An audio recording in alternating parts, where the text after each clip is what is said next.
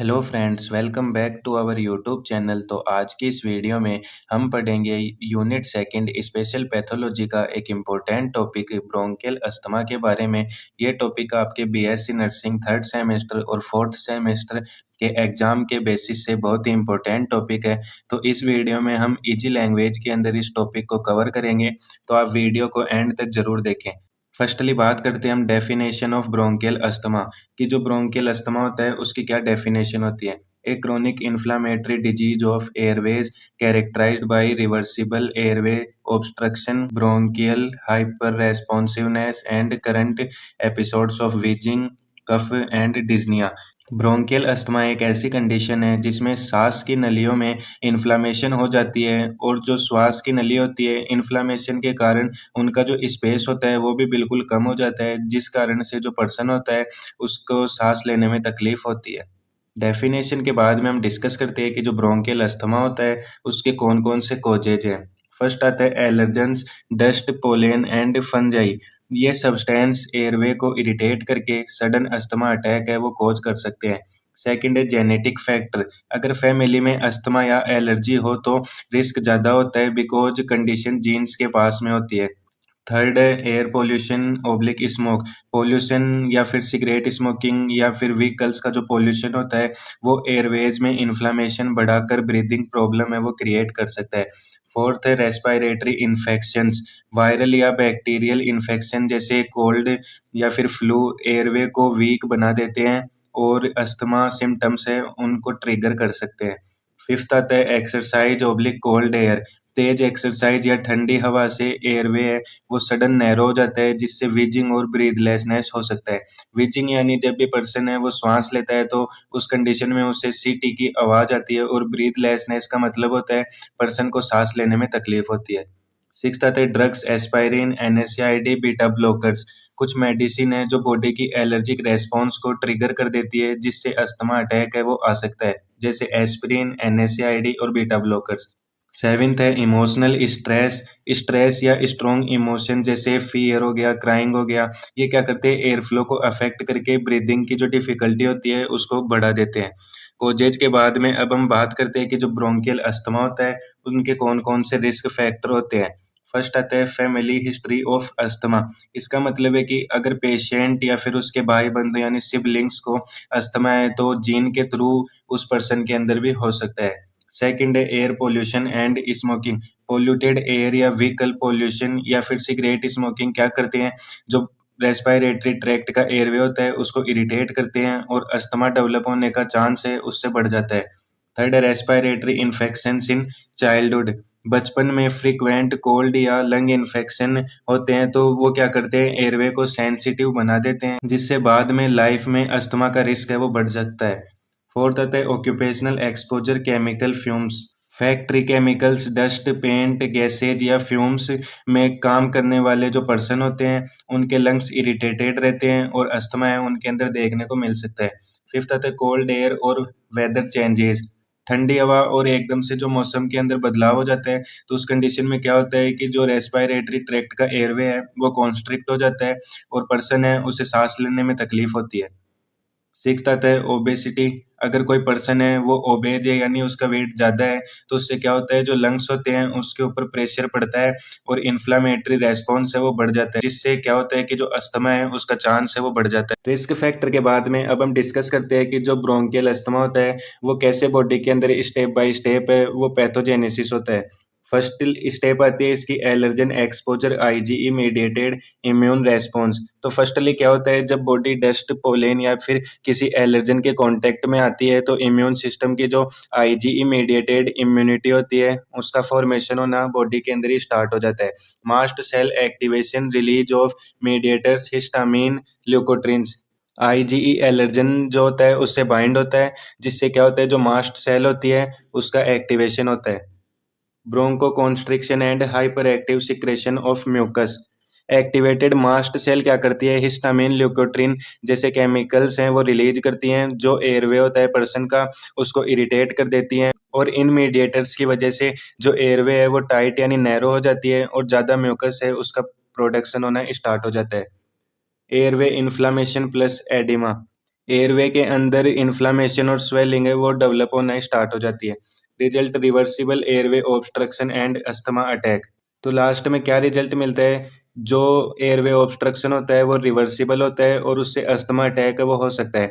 Reversible airway obstruction का मतलब है कि अगर कोई पर्सन है, अगर वो टाइम से मेडिसिन ले लेता है और उसे ट्रीट कर देता है तो ये जो कंडीशन है अस्थमा की वो वापस से ट्रीट हो सकती है।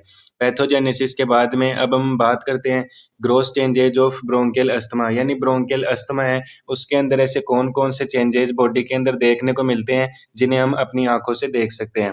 फर्स्ट आता है लंग्स ओवरफ्लेटेड। अस्थमा अटैक के टाइम जो एयर होती है वो लंग्स के अंदर फंस जाती है, इसलिए लंग्स है वो फूल जाते हैं। सेकंड है mucus plugs in bronchi.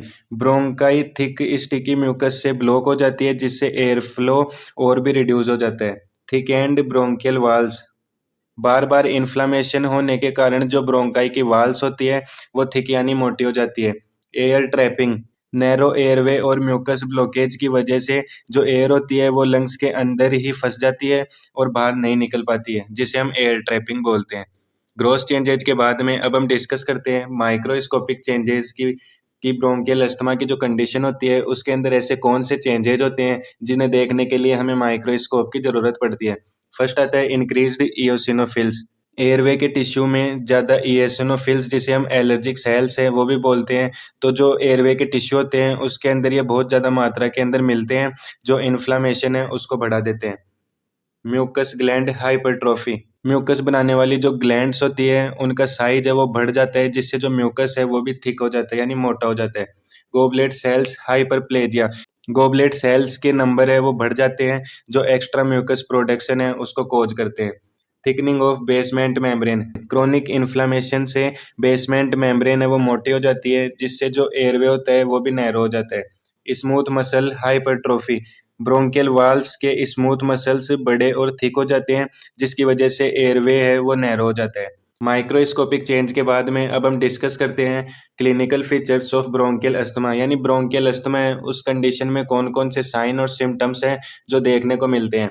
First है वीजिंग। पर्सन है जब भी सांस लेता है तो उसे सीटी की आवाज आती है। क्यों आती है? क्योंकि अस्थमा के अंदर क्या होता है कि जो पर्सन होता है उसका एयरवे है वो नैरो हो जाता है।